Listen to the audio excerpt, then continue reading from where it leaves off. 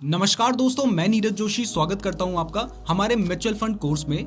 Last lecture में हमने सीखा था कि कैसे आप अपने गोल, इन्वेस्टमेंट हॉराइजन और रिस्क एपेटाइट के हिसाब से अपने लिए म्यूचुअल फंड सेलेक्ट कर सकते हैं।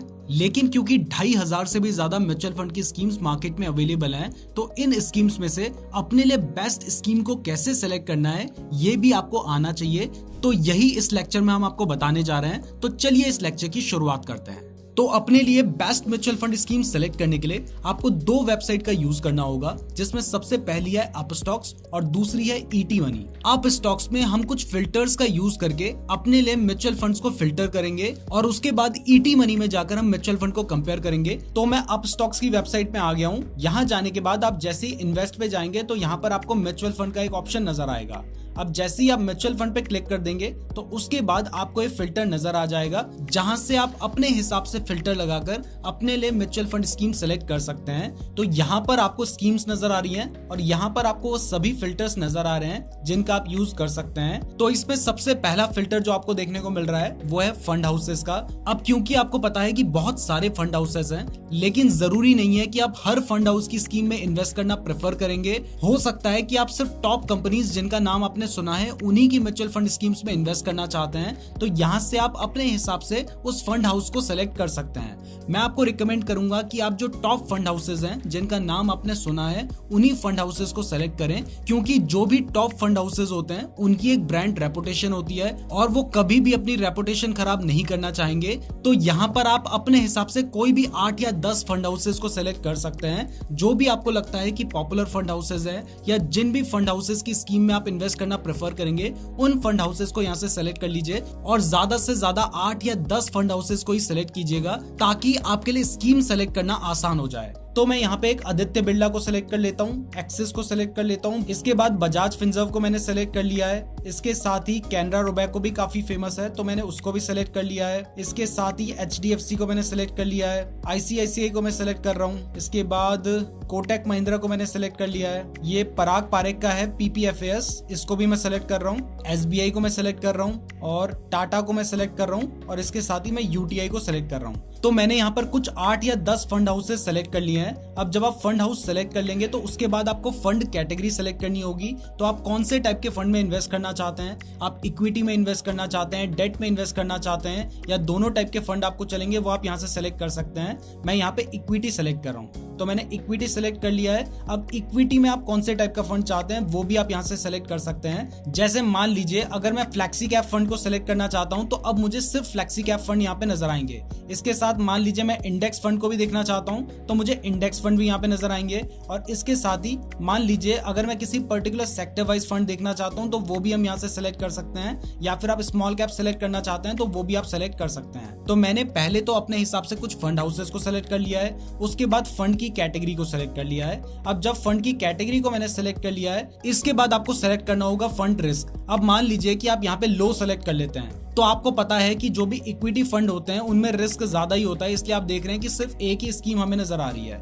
अब इस हिसाब से अगर आप वेरी हाई रिस्क लेना चाहते हैं तो आप वेरी हाई सेलेक्ट कर सकते हैं, हाई लेना चाहते हैं तो हाई कर सकते हैं। मैं वेरी हाई रिस्क लेना चाहता हूं इसलिए मैंने वेरी हाई पे सेलेक्ट कर लिया है। अब इसके बाद नेक्स्ट ऑप्शन है मिनिमम इन्वेस्टमेंट का। हमने आपको बताया कि जब भी आप किसी फंड को सेलेक्ट करेंगे तो उसमें कुछ ना कुछ मिनिमम इन्वेस्टमेंट होती है। तो आप क्या चाहते हैं कि मिनिमम इन्वेस्टमेंट कितनी होनी चाहिए, तो वो आप यहाँ से सेलेक्ट कर सकते हैं। मान लीजिए आप चाहते हैं कि ज्यादा से ज्यादा जो मिनिमम इन्वेस्टमेंट होना वो 500 रुपए हो, तो आपको अप टू 500 सेलेक्ट करना होगा। और जैसे ही आप अप टू 500 सेलेक्ट करेंगे तो अब आपको सिर्फ यहाँ पे वही स्कीम्स नजर आएंगी जिनमें आप मिनिमम 500 रुपए से भी इन्वेस्टमेंट शुरू कर सकते हैं। तो ये हमने सेलेक्ट कर लिया है। इसके बाद हमने आपको बताया था कि बहुत सारे म्यूचुअल फंड में कुछ लॉक इन पीरियड भी होता है। तो क्या आप चाहते हैं कि कोई लॉक इन पीरियड हो या फिर नहीं हो? अगर आप चाहते हैं कि लॉक इन पीरियड हो तो वो कितने साल का हो वो आप यहाँ से सेलेक्ट कर सकते हैं। लेकिन मैं चाहता हूँ कि यहाँ पे कोई भी लॉक इन पीरियड ना हो, और मैं आपको भी प्रेफर करूंगा कि अगर आप जो इन्वेस्टमेंट करने जा रहे हैं म्यूचुअल फंड में वो कोई गोल स्पेसिफिक नहीं है, सिर्फ वेल्थ को ग्रो करने के लिए कर रहे हैं, तो वहां पर आप कोई भी लॉक इन पीरियड ना रखें। तो मैंने no lock in period select कर लिया है। अब no lock in period select करने के बाद आपको फंड प्लान सेलेक्ट करना है। अब फंड प्लान आप कौन सा चाहते हैं, ग्रोथ चाहते हैं, डिविडेंड री इन्वेस्ट चाहते हैं, या डिविडेंड पे आउट प्लान चाहते हैं? ये सब कुछ हम आपको ऑलरेडी समझा चुके हैं कि ग्रोथ प्लान क्या होते हैं, डिविडेंड री इन्वेस्ट प्लान क्या होता है, डिविडेंड पे आउट प्लान क्या होता है। तो मान लीजिए मैं सिर्फ ग्रोथ चाहता हूं तो मुझे ग्रोथ पे सेलेक्ट करना है, या फिर मुझे डिविडेंड री इन्वेस्ट प्लान भी चलेगा तो वो भी मैं यहाँ से सेलेक्ट कर लेता हूं। तो जब ये सब कुछ आप फिल्टर लगा लेंगे तो उसके बाद आपको यहाँ पर कुछ म्यूचुअल फंड देखने को मिलेंगे। जैसे अभी इतने सारे म्यूचुअल फंड हमें देखने को मिल रहे हैं। अब ऐसे में अगर मान लीजिए कि मुझे स्मॉल कैप नहीं चाहिए तो मैं यहाँ से स्मॉल कैप हटा दूंगा, तो अब मुझे फ्लेक्सी कैप और इंडेक्स फंड जो मैंने यहाँ पे सेलेक्ट किए थे सिर्फ वही नजर आएंगे। तो मान लीजिए मैं इंडेक्स फंड भी हटा देता हूं तो अब मुझे सिर्फ फ्लेक्सी कैप फंड नजर आ रहे हैं। लेकिन अब मैं आपको सिर्फ समझाने के लिए स्मॉल कैप फंड को भी यहाँ पे ऐड कर लेता हूं। आप देख सकते हैं कि हमारे सामने सिर्फ 6 स्कीम निकल कर आई है। अब 6 स्कीम जब आपके सामने निकल कर आई है तो अब यहाँ पे आपके पास एक फिल्टर है जिसमें आप 5 साल के रिटर्न्स के हिसाब से उन्हें फिल्टर कर सकते हैं। जैसे ही आप इस पे क्लिक करेंगे तो यहाँ पर आप देख सकते हैं कि जिस भी फंड ने पिछले 5 साल में सबसे ज्यादा रिटर्न्स दिए हैं वो अब आपको सबसे ऊपर नजर आ रहा है। तो इसमें एक्सिस स्मॉल कैप फंड है जिसने 24% के रिटर्न्स दिए हैं, कोटक स्मॉल कैप फंड है जिसने 21% के रिटर्न्स दिए हैं, एचडीएफसी स्मॉल कैप फंड ने 18% के रिटर्न्स दिए हैं, और ये हम 5 ईयर के कंपाउंडेड रिटर्न्स की बात कर रहे हैं। अब इसी के बगल में आपको एक एक्सपेंस रेशियो का ऑप्शन भी देखने को मिल रहा है। तो हमने आपको बताया कि एक्सपेंस रेशियो का मतलब है कि जब भी आप किसी म्यूचुअल फंड में इन्वेस्ट करते हैं तो क्योंकि उस फंड को एक फंड मैनेजर आपके लिए मैनेज कर रहा है तो आपको वहां पर कुछ ना कुछ फीस देनी होती है जिसको ही हम एक्सपेंस रेशियो कहते हैं। तो ये एक्सपेंस रेशियो जितना कम हो उतना बेटर है। लेकिन मान लीजिए आपको कोई ऐसी स्कीम मिलती है जिसमें थोड़ा ज्यादा एक्सपेंस रेशियो है लेकिन आपको लग रहा है कि वो स्कीम बेटर है, उसमें और ज्यादा रिटर्न्स मिल सकते हैं, तो आप उसको भी कंसीडर कर सकते हैं। और हमने आपको बताया था कि ज्यादा से ज्यादा अगर 1.5% तक का एक्सपेंस रेशियो है तो उसमें कोई प्रॉब्लम नहीं है। तो यहाँ पर अगर आप देखना चाहते हैं कि सबसे कम एक्सपेंस रेशियो किसका है तो आप इस पर क्लिक कर सकते हैं। अभी हमने एक बार क्लिक किया है तो सबसे ज्यादा एक्सपेंस रेशियो वाले फंड हमारे सामने आ गए हैं। तो आप दोबारा क्लिक करेंगे तो सबसे कम एक्सपेंस रेशियो वाले फंड भी आपके सामने निकल कर आ जाएंगे। तो आपको अपने हिसाब से देखना है कि आपको ज्यादा रिटर्न्स वाले चाहिए या ज्यादा एक्सपेंस रेशियो वाले चाहिए। तो मैं यहाँ पे अपने हिसाब से ज्यादा रिटर्न्स वाले फंड को प्रेफर कर रहा हूँ। तो आप देख सकते हैं कि जो भी फिल्टर मैंने यहाँ पे लगाए थे उस हिसाब से मेरे सामने यहाँ पर 6 म्यूचुअल फंड निकल कर आ गए हैं। तो अब इन 6 में से जो टॉप 4 म्यूचुअल फंड्स हैं इनको मैं कंपेयर करूंगा, और कंपेयर करने के लिए हमें ईटी मनी की वेबसाइट में जाना होगा। तो मैं ईटी मनी की वेबसाइट में आ गया हूँ। यहाँ पर कंपेयर म्यूचुअल फंड करने का एक फीचर है, आपको इस फीचर का यूज करना है और यहाँ से म्यूचुअल फंड को कंपेयर करना है। तो हमारा पहला म्यूचुअल फंड है एक्सिस स्मॉल कैप फंड। तो मैं यहाँ पे एक्सिस स्मॉल कैप फंड को सेलेक्ट कर लेता हूँ। तो आप देख सकते हैं कि यहाँ पर हमारे सामने एक्सिस स्मॉल कैप फंड आ गया है।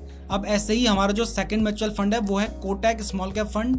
तो मैं कोटक स्मॉल कैप फंड को भी यहाँ से सेलेक्ट कर लेता हूँ। तो मैंने कोटक स्मॉल कैप फंड लिखकर सर्च कर लिया है और इसको भी मैं कंपेयर करने के लिए यहाँ पर ऐड कर देता हूँ। तो जैसे ही मैंने क्लिक किया तो ये भी ऐड हो गया है। ऐसे ही बाकी जो 2 और फंड है उनको भी मैं यहाँ पे सेलेक्ट कर लेता हूँ। तो जिन 4 म्यूचुअल फंड्स को मैं कंपेयर करना चाहता हूँ उन 4 म्यूचुअल फंड्स को मैंने यहाँ पे ऐड कर दिया है। अब जब आप ऐड कर देंगे तो उसके बाद आप देख सकते हैं कि इन सभी के बारे में जो भी डिटेल्स है वो आपको यहाँ पे नजर आ रही है। तो आप इजिली इन चारों को कंपेयर कर सकते हैं। जैसे सबसे पहले आपको यहाँ पर VRO रेटिंग दिखाई दे रही है। VRO रेटिंग का मतलब है वैल्यू रिसर्च ऑनलाइन रेटिंग। तो आप देख सकते हैं कि एक्सिस स्मॉल कैप फंड की 5 है, कोटक स्मॉल कैप फंड की 4 है, HDFC स्मॉल कैप फंड की 3 है और HDFC फ्लेक्सी कैप फंड की 4 है। तो जब आपको दिखाई दे रहा है कि बाकी 3 फंड की जो रेटिंग है वो 5 और 4 है, जबकि HDFC स्मॉल कैप फंड की ये रेटिंग सिर्फ 3 है, तो आप चाहें तो इसको पहले ही यहाँ से रिमूव कर सकते हैं। तो अब आपके पास कंपेयर करने के लिए सिर्फ 3 है, तो आपने इन 3 में कंपैरिजन करना है। तो यहाँ पर आप देख सकते हैं कि इनकी जो कैटेगरी है वो स्मॉल कैप और फ्लेक्सी कैप है। अब ये होगी ही क्योंकि वहां पर जब हम फिल्टर कर रहे थे अप स्टॉक्स पे तो वहां पे हमने स्मॉल कैप और फ्लेक्सी कैप को ही सिलेक्ट किया था। अगर आपने और ज्यादा फंड भी सिलेक्ट किए होते और उनमें आप कंपैरिजन करना चाहते हैं तो आपको यहाँ पर अलग अलग फंड कैटेगरी देखने को मिलती है। अब इसके बाद आपको ईटी मनी रैंक नजर आ रही है जो कि एक्सिस की 5 है, कोटक की 1 है, HDFC की 12 है। तो यहाँ पर आपको दिखाई दे रहा है कि कोटक की रैंक ज्यादा है तो आप इसको थोड़ी ज्यादा प्रेफरेंस दे सकते हैं। इसके बाद आपको यहाँ पर फंड एज दिखाई दे रही है। ये जो एक्सिस का फंड है ये 9 साल पहले शुरू हुआ था, कोटक का 10 साल पहले और HDFC का भी 10 साल पहले। तो क्योंकि सभी की एज सिमिलर है तो यहाँ पर बहुत ज्यादा डिफरेंस नहीं है। अब इसके बाद तीनों के फंड साइज की बात करें तो आपको पता है कि फंड साइज क्या होता है, हम अपने पिछले लेक्चर्स में ऑलरेडी इसके बारे में डिस्कस कर चुके हैं। तो आप देख सकते हैं कि एक्सिस का फंड साइज 13,000 करोड़ का है, कोटक का 9,800 करोड़ का है और HDFC का 34,000 करोड़ का है। इसके बाद रिटर्न्स की बात करें तो आप देख सकते हैं कि पिछले 3 महीने में सबसे ज्यादा रिटर्न्स कोटक फंड ने दिए हैं, 6 महीने में सबसे ज्यादा रिटर्न्स एक्सिस फंड ने दिए हैं पिछले एक साल में सबसे ज्यादा returns HDFC flexi cap fund में दिए हैं। अब जब भी रिटर्न्स की बात आती है तो मैं आपको रिकमेंड करूंगा कि सिर्फ 6 महीने या 1 साल के रिटर्न्स ना देखें, कम से कम पिछले 5 साल के रिटर्न्स देखें। तो पिछले 5 साल में आप देख सकते हैं कि सबसे ज्यादा returns axis small cap fund ने दिए हैं। तो रिटर्न्स के मामले में तो एक्सिस का जो स्मॉल कैप फंड है वो ज्यादा बेटर नजर आ रहा है। अब इसके बाद रिस्क की बात करें तो यहाँ पर रिस्क को मेजर करने के लिए बहुत सारे फैक्टर्स दे रखे हैं। सबसे पहले स्टैंडर्ड डेविएशन देख लेते हैं। तो अगर आपको पता नहीं है स्टैंडर्ड डेविएशन क्या होता है तो आपको यहाँ पर इन्फो का एक ऑप्शन नजर आ रहा है, आपने उस पर क्लिक कर देना है। तो आप यहाँ पर देख सकते हैं कि इसमें लिखा है कि जो स्टैंडर्ड डेविएशन है ये हमें बताता है कि म्यूचुअल फंड कितना ज्यादा रिस्की है। जितना ज्यादा स्टैंडर्ड डेविएशन होगा उतने ही ज्यादा चांसेस होंगे आपको बहुत ज्यादा प्रॉफिट या बहुत ज्यादा लॉस होने के। तो आप देख सकते हैं कि सबसे कम स्टैंडर्ड डेविएशन यहाँ पर एक्सिस स्मॉल कैप फंड का है, लेकिन उसके बाद भी उसने सबसे ज्यादा रिटर्न्स दे दिए हैं। तो जब ये कम रिस्क लेकर ज्यादा रिटर्न दे रहा है तो इसका मतलब ये बेटर है। इसके बाद नेक्स्ट फैक्टर आपको देखने को मिल रहा है शार्प रेशियो। शार्प रेशियो आपको बताता है कि एक पर्टिकुलर फंड में आपको कितने रिस्क एडजस्टेड रिटर्न्स मिल सकते हैं। तो ये जितना ज्यादा हो उतना अच्छा है। तो आप देख सकते हैं कि सबसे ज्यादा ये भी एक्सिस स्मॉल कैप फंड का ही है। तो अभी तक तो एक्सिस स्मॉल कैप फंड ही सबसे बेटर नजर आ रहा है। इसके बाद नेक्स्ट फैक्टर है बीटा।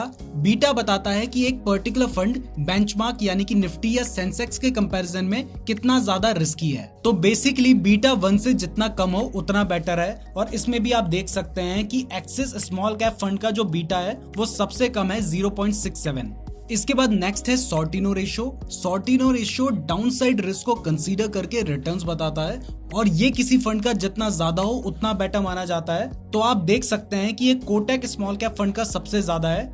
इसके बाद नेक्स्ट है अल्फा। अल्फा बताता है कि आपका जो फंड है वो बेंचमार्क से कितने ज्यादा रिटर्न्स जनरेट कर रहा है और ये भी जितना ज्यादा हो उतना अच्छा माना जाता है। तो आप देख सकते हैं कि एक्सिस स्मॉल कैप फंड का ये 9.6 है और कोटक स्मॉल कैप फंड का ये 9.65 है, जबकि HDFC फ्लेक्सी कैप फंड का ये 5.6 है। अब अभी तक मैंने जितना कंपैरिजन किया है उसमें मुझे एक्सिस स्मॉल कैप फंड और कोटक स्मॉल कैप फंड ही ज्यादा बेटर नजर आ रहे हैं। तो मैं यहाँ से HDFC फ्लेक्सी कैप फंड को भी रिमूव कर देता हूँ। तो अब हमारे पास 2 ही फंड बचते हैं जिनमें हमें कंपैरिजन करना है। तो हमने अल्फा तक कंपैरिजन कर लिया है। इसके बाद इनका पोर्टफोलियो कंपेयर करें तो एक्सिस ने सबसे ज्यादा पैसा chemical sector, health care sector और फाइनेंशियल सेक्टर में इन्वेस्ट किया है और कोटक ने अपना सबसे ज्यादा पैसा मटीरियल, कैपिटल गुड्स और कंज्यूमर डिस्क्रिशनरी सेक्टर में इन्वेस्ट किया है। तो अब यहाँ पर आपके ऊपर डिपेंड करता है कि आपको कौन से सेक्टर्स पसंद हैं या आपको कौन से सेक्टर्स में ज्यादा ग्रोथ नजर आ रही है। तो आप इसको अपने हिसाब से सेलेक्ट कर सकते हैं। इसके बाद आप दोनों की टॉप 5 होल्डिंग्स को भी कंपेयर कर सकते हैं कि दोनों ने ज्यादा पैसा कहाँ पे इन्वेस्ट कर रखा है। और अगर आप चाहें तो इनके जो टॉप स्टॉक्स है ना उनका फंडामेंटल एनालिसिस करके भी देख सकते हैं। इसके बाद यहाँ पर आपको पोर्टफोलियो से रिलेटेड और भी इंफॉर्मेशन देखने को मिल रही है, जैसे कि पी रेशियो, पीबी रेशियो, इनको भी आप कंपेयर करके देख सकते हैं। यहाँ से आपको ये भी पता चल जाएगा कि इन्होंने इक्विटी में कितना पैसा इन्वेस्ट किया है और इन्होंने कितना इन्वेस्ट किया है। उसके बाद इन्होंने डेट में कितना इन्वेस्ट किया है और दूसरे वाले फंड ने कितना किया है। तो आप इस डेटा को भी कंपेयर करके देख सकते हैं। इसके बाद फंड डिटेल्स का ऑप्शन आता है। तो यहाँ पर इंपॉर्टेंट कुछ रेशियोज हमें देखने को मिल रहे हैं। इसमें सबसे पहला है एक्सपेंस रेशियो। एक्सपेंस रेशियो के बारे में हम आपको ऑलरेडी बता ही चुके हैं, जिसका एक्सपेंस रेशियो जितना कम हो उतना बेटर माना जाता है। तो क्योंकि दोनों के एक्सपेंस रेशियो में बहुत ज्यादा डिफरेंस नहीं है तो आप चाहें तो दोनों में से किसी को भी कंसीडर कर सकते हैं, लेकिन एक्सपेंस रेशियो जितना कम हो उतना बेटर माना जाता है। इसके बाद नेक्स्ट है एग्जिट लोड। एग्जिट लोड भी जितना कम हो उतना बेटर है। इसके बारे में भी हम अपने पिछले लेक्चर्स में आपको एक्सप्लेन कर चुके हैं। तो दोनों में ही 1% का एग्जिट लोड है। इसके बाद नेक्स्ट है लॉक इन पीरियड। तो यहाँ पे हमें कोई भी लॉक इन पीरियड देखने को नहीं मिलता है और आपको पता है कि जब हम अप स्टॉक्स में कंपैरिजन कर रहे थे तो हमने यहीं पर ही सेलेक्ट कर लिया था कि हमें कोई भी लॉक इन पीरियड देखने को नहीं मिलना चाहिए। तो हमें यहाँ पर जो भी म्यूचुअल फंड देखने को मिले थे उनमें कोई लॉक इन पीरियड था ही नहीं, इसलिए यहाँ पर आपको दिखाई दे रहा है कि इन दोनों में कोई भी लॉक इन पीरियड नहीं है। लेकिन जब आप कंपेयर कर रहे होंगे और हो सकता है तब आपने लॉक इन पीरियड वाला सेलेक्ट किया होगा, तो हो सकता है दोनों में से किसी एक में लॉक इन पीरियड हो, लेकिन आपको generally no lock in period वाले म्यूचुअल फंड को ही सेलेक्ट करना चाहिए। इसके बाद नेक्स्ट इंपॉर्टेंट फैक्टर है मिनिमम इन्वेस्टमेंट। तो इसमें आप 100 रुपए से भी अपनी SIP शुरू कर सकते हैं और मिनिमम 500 रुपए से लमसम इन्वेस्टमेंट शुरू कर सकते हैं। जबकि जो कोटक फंड है उसमें मिनिमम 1000 रुपए से आपको SIP करनी होती है और लमसम के लिए मिनिमम 5000 रुपए आपको इन्वेस्ट करने होते हैं। तो यहाँ पर हमारा कंपैरिजन कंप्लीट हो चुका है और पूरा कंपेयर करने के बाद मुझे लगता है कि एक्सिस का जो स्मॉल कैप फंड है वो इस केस में बेटर है। यहाँ पर मैं आपको क्लियर कर दूं कि ये कोई भी सजेशन नहीं है, ये हमने आपको सिर्फ समझाने के लिए कंपैरिजन किया था। अब आप खुद भी कंपैरिजन करना सीख चुके हैं तो आप अपने हिसाब से कंपैरिजन करके अपने लिए बेस्ट म्यूचुअल फंड सेलेक्ट कर सकते हैं। तो इस लेक्चर के लिए बस इतना ही, अब मिलते हैं नेक्स्ट लेक्चर में।